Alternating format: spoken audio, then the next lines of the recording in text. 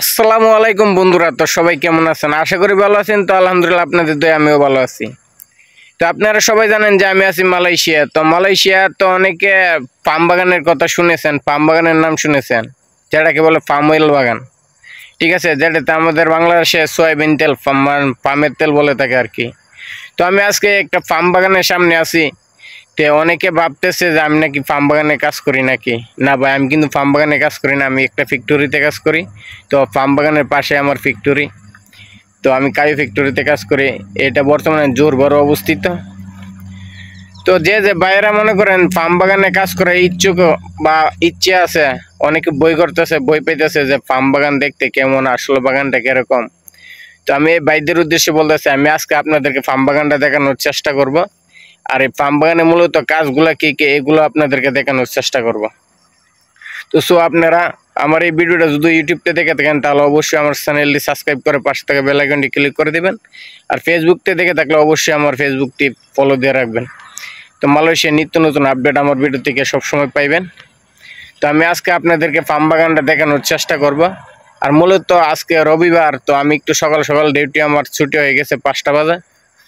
তো আপনাদের মনে করেন যে ফার্ম বাগানে এখন কোনো মানুষ নেই যে কাজ করার, আজকে বন্ধ। তো যদি পরবর্তী কাজ কিভাবে করে কেউ যদি দেখার ইচ্ছে থাকে তাহলে আমাকে কমেন্ট করেন, আমি অবশ্যই পরবর্তী কাজ কিভাবে করে এটাও দেখানোর চেষ্টা করব। তো আসেন কথা না বাড়ি, আমি আজকে এখন ফার্ম বাগানে ঢুকতেছি। দেখেন বেলা কিন্তু গনিয়ে গেছে।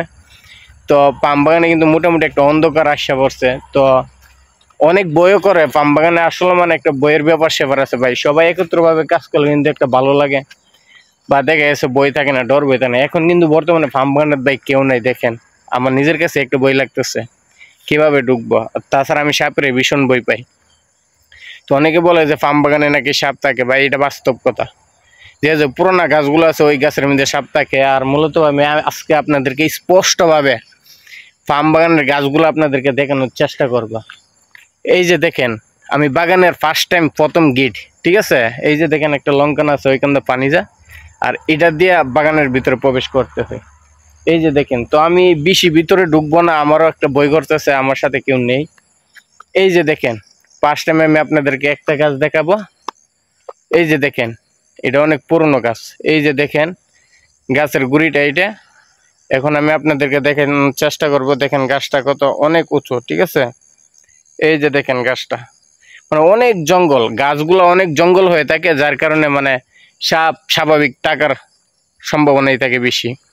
এই যে দেখেন অনেকগুলা গাছ, এই গাছগুলা পরিষ্কার করতে হয়, পরিষ্কার করে এরকম ভাবে। এই যে দেখেন যারা কাজ করে তারা কিন্তু পরিষ্কার করে, মানে যে গাছের যে ডাগ্গাগুলা, যে আমাদের ব্রাহ্মণবাড়ির ভাষায় ডাগ্গা বলে আর কি।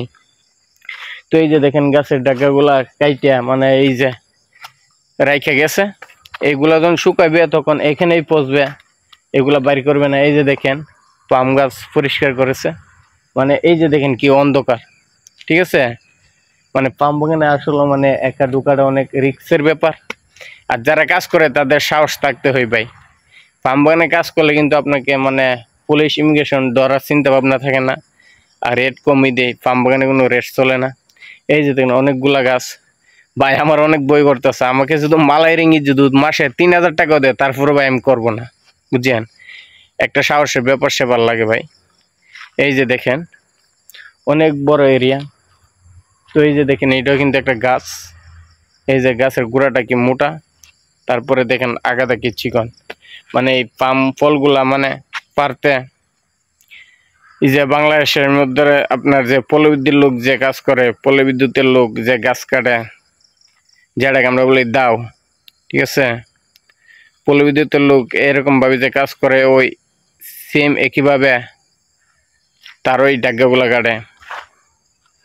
তো এই জিনিসটাই আপনাদের মাঝে তুলে ধরার চেষ্টা করেছিলাম।